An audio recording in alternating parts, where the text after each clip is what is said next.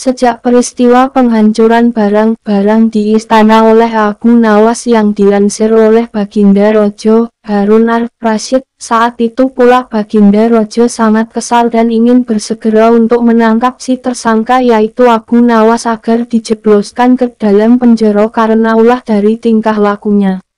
Sudah menjadi hukum bagi siapa saja yang tidak sanggup melaksanakan titah Baginda Raja apologi sampai membangkang kepada sang Raja, maka tak disangsikan lagi bahwa ia akan mendapat hukuman. Baginda Raja pun tahu bahwa Nawas amat begitu takut kepada beruang. Suatu hari Baginda Raja memerintahkan prajuritnya untuk menjemput Abu Nawas agar bergabung dengan rombongan Baginda Raja Harun al-Rasyid berburu beruang. Abu Nawas merasa takut dan gemetar tetapi ia tidak berani menolak perintah dari Baginda Raja tersebut. Dalam perjalanan menuju ke hutan tiba-tiba cuaca yang cerah berubah menjadi mendung beraroma kegelapan. Seketika Baginda Raja langsung memanggil Abu Nawas. Dengan penuh ta'zim dan rasa hormat Abu Nawas pun mendekati Baginda Raja. "Tahukah mengapa engkau aku panggil?" tanya Baginda Raja Harun al-Rasyid tanpa sedikit pun senyum di wajahnya. "Ampun tuanku, hamba belum tahu," jawab Abu Nawas dengan polosnya. "Kau pasti tahu bahwa sebentar lagi akan turun hujan. Hutan masih jauh dari sini. Kau kuberi kuda yang lamban. Sedang aku dan pengawal-pengawalku akan menunggangi kuda yang cepat. Nanti pada waktu makan siang kita berkumpul di tempat peristirahatanku. Bila hujan turun kita harus menghindarinya dengan cara kita masing-masing agar pakaian kita tetap kering. Sekarang mari kita berpencar," Baginda Raja menjelaskan. Kemudian Baginda Raja dan rombongan mulai bergerak dan berpencar. Abu Nawas kini tahu Baginda Raja Harun al-Rasyid akan menjebaknya.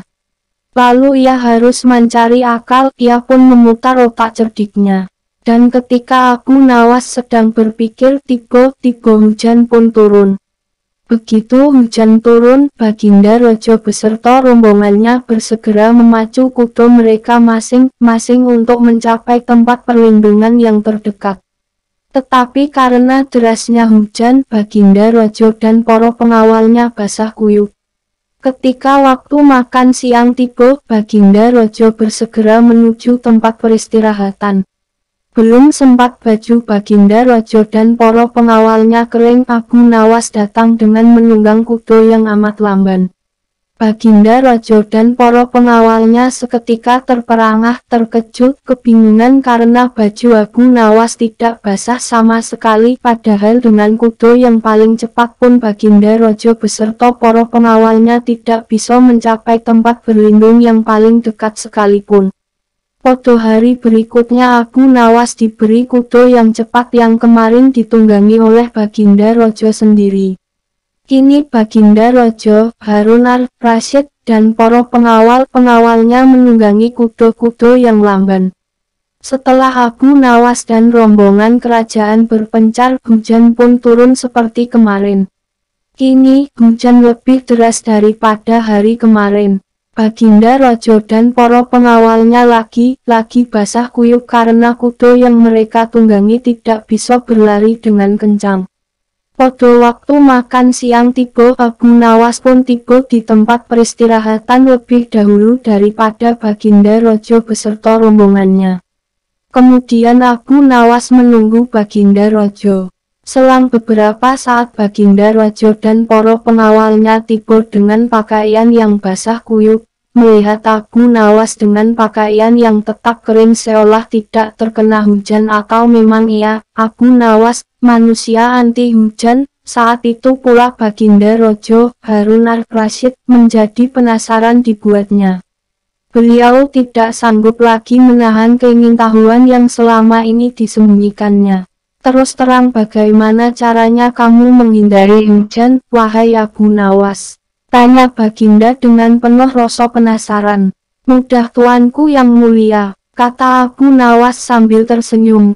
Sedang aku dengan kuda yang cepat saja tidak sanggup untuk mencapai tempat berteduh terdekat, apalagi dengan kuda yang sangat lambat. Tegas Baginda Rojo, hamba sebenarnya tidak melarikan diri dari hujan tuan.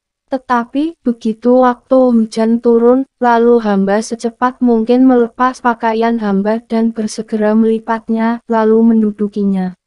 Ini hamba lakukan sampai hujannya berhenti. Ungkap Abu Nawas. Diam-diam Baginda Rojo akhirnya mengakui kecerdikan dari Abu Nawas. Sumber kisah Sewu Siji Malam Abu Nawas Sang Pembeli Hati karya MB. Rahim Syah, Penerbit Lintas Media Jombang.